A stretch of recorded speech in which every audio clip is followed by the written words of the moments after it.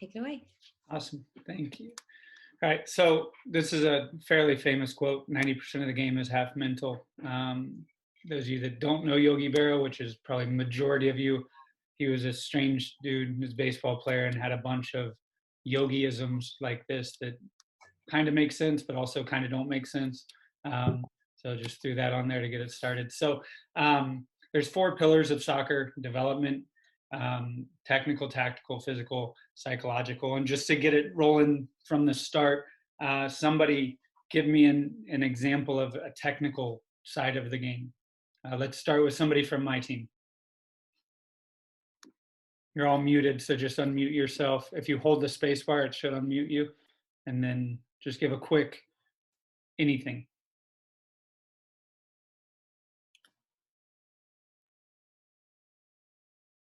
Rachel, let's hear from you. Oh, whoever's talking. There you go, Reese. Go. Like touches on the ball. Perfect. Touches on the ball, right? How many of you would say, or how would you train that? Or how would you train the technical side? Reese, you can answer that one again. Like practicing your first touch, like passing against the wall or something. Yeah, perfect.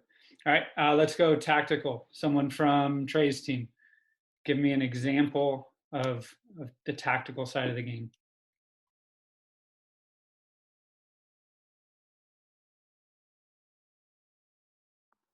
Maybe like creating an offside trap or something. Perfect, right? That's a great example. How would you train that?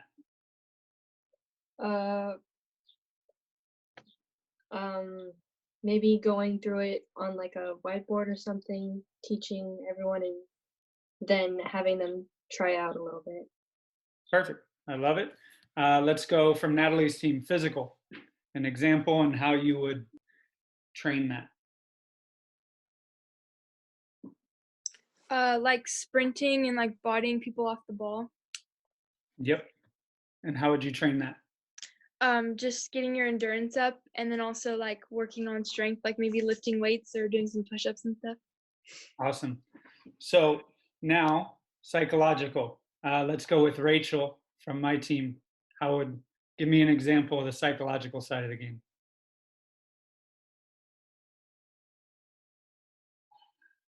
Like your mentality throughout the game, like to keep going even though you're tired.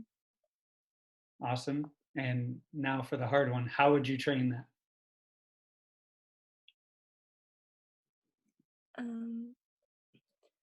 Like during practice or at home, like during training, to like push yourself to keep working hard and like supporting your teammates when you're struggling. Good. So no, you're helping me, so I appreciate that. So I picked Rachel on purpose for this one, and my point is, every one of you could probably tell me 10 different aspects of the technical side and how you would train it. Every one of you, same thing with tactical, physical, same thing, psychological. I'm willing to bet most of you are thinking, I'm glad he didn't call on me because I don't know what I would say. So the hope is that by the end of this series, you have some of those answers, right? So again, we as coaches hit on physical, technical, tactical all the time. And while we might be doing the psychological, we're not addressing it the same way we do. So hopefully by the end of this, it's a little bit more clear for you. So just real quick, psychology is literally the study of the mind. And then sports psychology is just how that psychology and your brain affects and influences the sport, the performance, and all those things, right? So there's 5 factors we're going to talk about: awareness, focus, arousal, confidence, and motivation. And then what we're going to do is we're just going to talk about each one. I'm only going to talk about awareness today, and then we'll talk about the other ones as we go, and then just kind of go into detail with those. So awareness is basically, you can read this, I'm not going to read word for word, is basically just recognizing that something is going on and you need to regain control, right? So I think it's the most important part because it's the first step, to be able to do any of the other things that we're going to talk about. And it's that moment where you realize I'm out of control, or I'm nervous, or I'm scared. Or on the flip side, like, I feel good right now, and I'm going to take over the game. So hopefully, obviously, we're hoping for way more of that. I feel good right now and I'm going to take over the game.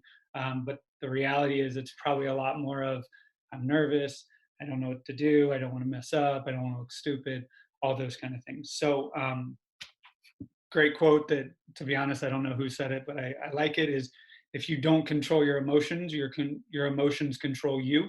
And that, again, is just finding that piece of awareness. So there's a few different ways that you can work on awareness. One of them is listening to yourself, right? And just being able to truly listen to what your brain and your body is telling you. The other one is listen and accept feedback, with a massive emphasis on accepting feedback. Anybody have any idea what I mean by that? Like, the accepting of it?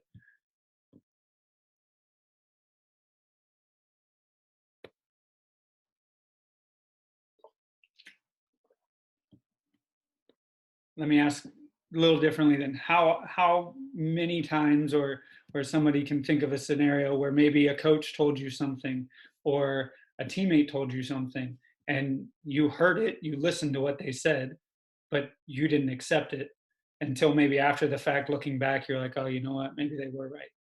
Anybody have a real quick example of that, or anything they could share?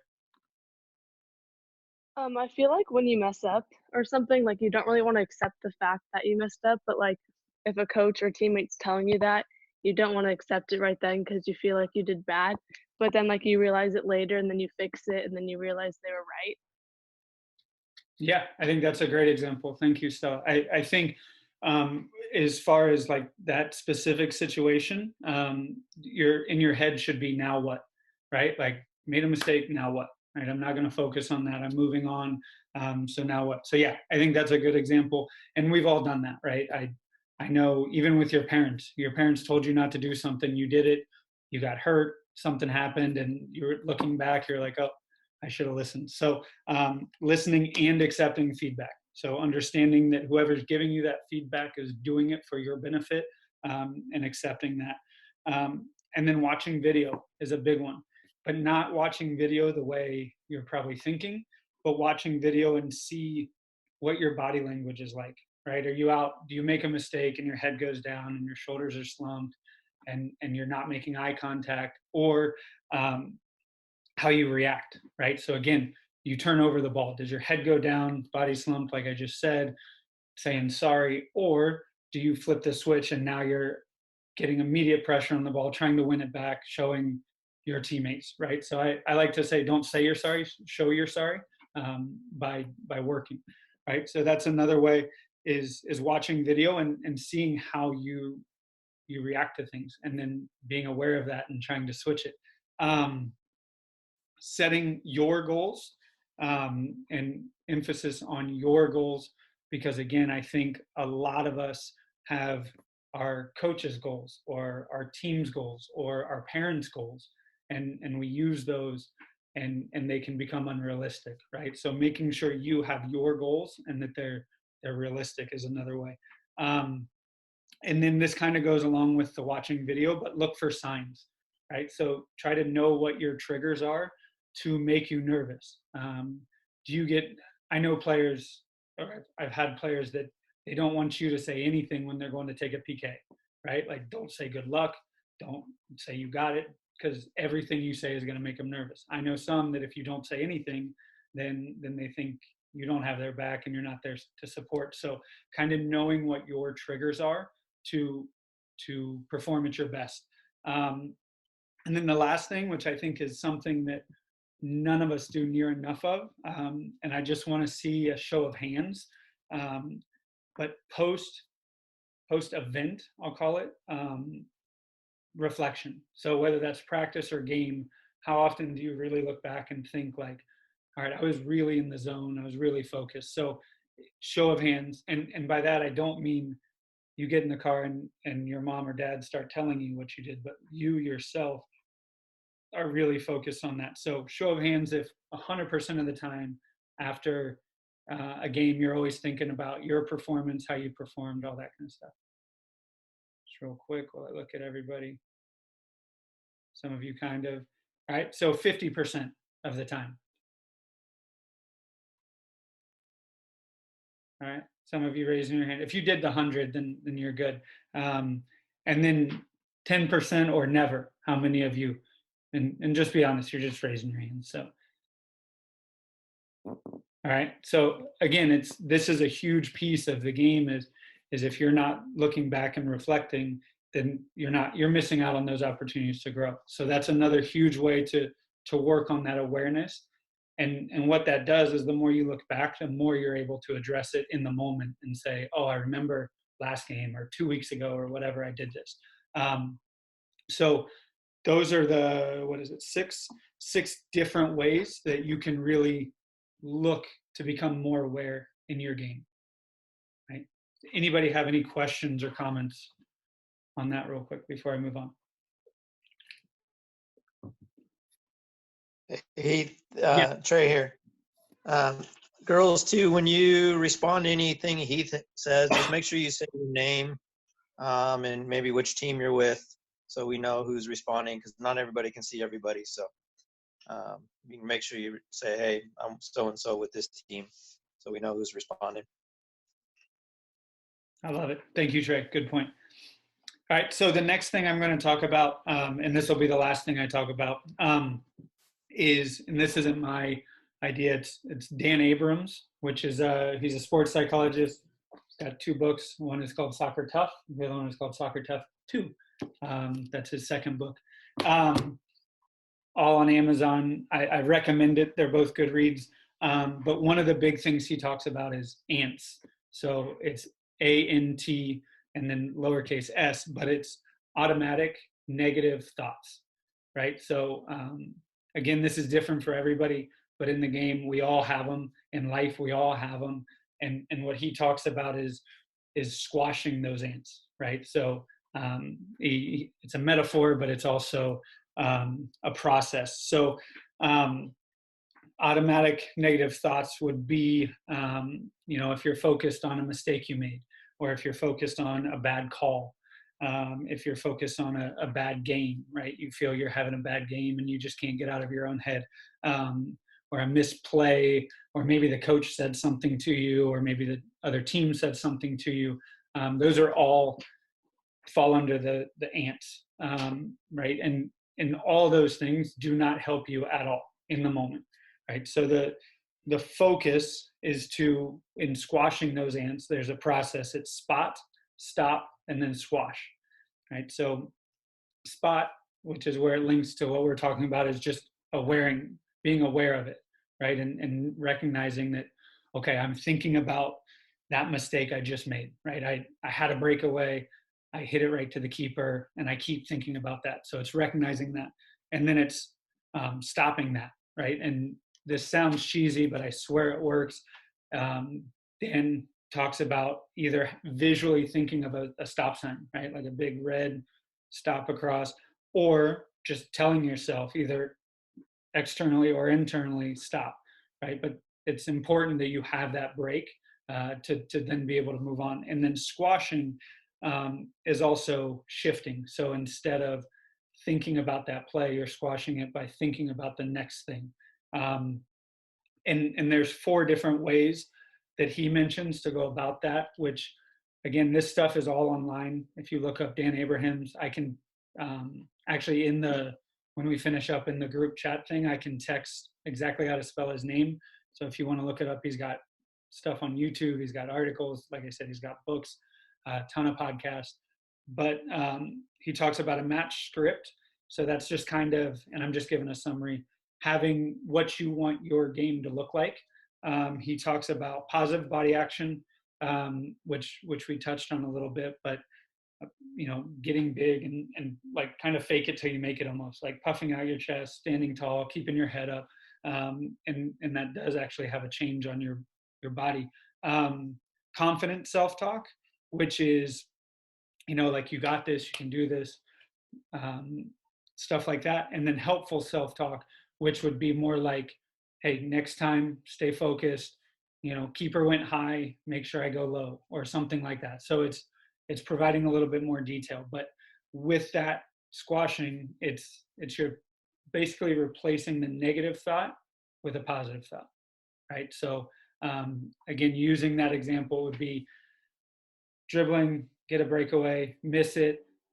I recognize myself starting to think, oh, I blew it, we're going to lose. I recognize that. So now I stop that and tell myself, stop, visualize, stopping, whatever.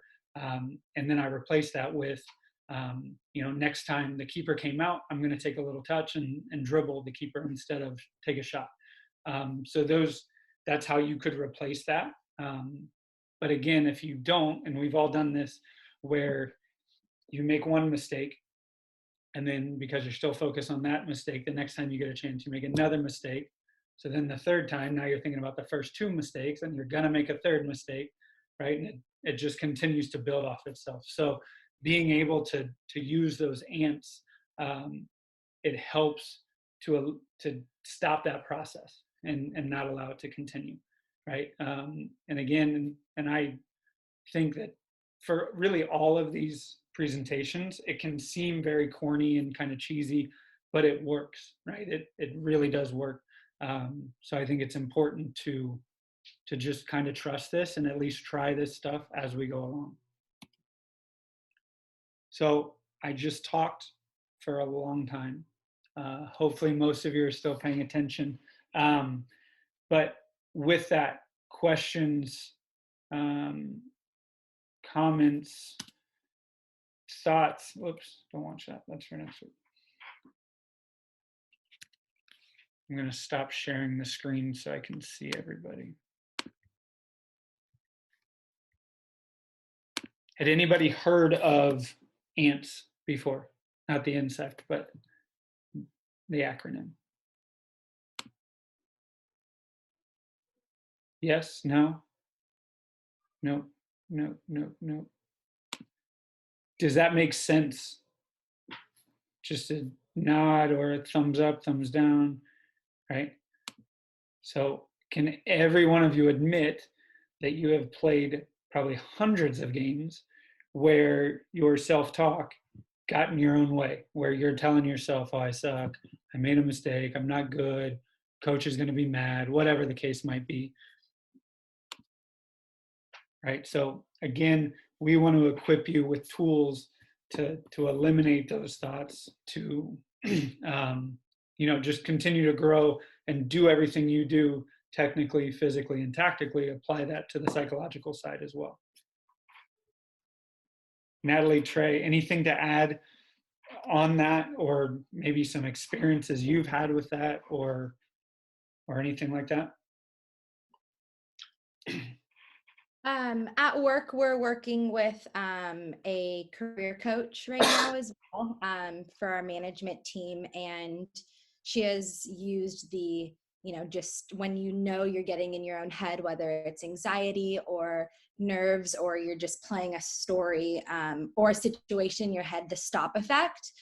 Of literally, and she said the same thing, think of a red stop sign, and you literally have to say it to yourself. I've done it at work plenty of times. I follow it with 3 deep breaths, because the stop doesn't stop me. Personally, I need something else. So I stop, I take a few breaths, and while I'm breathing, it seems to kind of bring me back to like, okay, you were just going somewhere, and you're able to kind of reel that back in. So I think the breathing after, and again, it seems silly because we're breathing all the time, but I'm talking deep breaths. It's a form of meditation as well. And I think it's really valuable. I know it's worked with me, for my, daytime job, but in all reality, it's all mental, whether it's, sports psychology, or any other element of it. So, just another little piece to that. Yeah, thank you. I think that's a huge piece to point out, is that if we're being honest, the technical side, you're not going to keep your whole life, or you're not going to use your whole life, right? The tactical side, maybe if you decide to coach. The physical side, hopefully you do, but maybe not. But the psychological side, is going to be with you till the day you die, right? And so the more we know how to control it as opposed to be controlled by it, the better off it's going to be, whether it's work, life, relationships, soccer. So yeah, I think that's a great example of just how it plays out outside of the soccer field. And one thing to walk away with today is understanding what Heath is trying to present on awareness. We all think of awareness kind of in the soccer sense of, understanding where our players are on the field, or what tactical decisions we need to make, or what technique I need to do based on what I'm being aware of. But really what we're trying to get you to understand from today is the awareness of what your role is within your team, as far as how your confidence and how your ability to understand yourself, and what your teammates expect of you and what you expect of you, and your parents and your coaches all expect of you, understanding that awareness, and then just being aware of what your mental status is at the moment. So many outside factors. Did you get in an argument with your parents before you came to the game? Play a factor in it. So the better you can understand your awareness, and who you are, and how you understand how you deal with things, the better you're going to perform, on and off the field. Completely agree. Thank you, Trey. Anybody else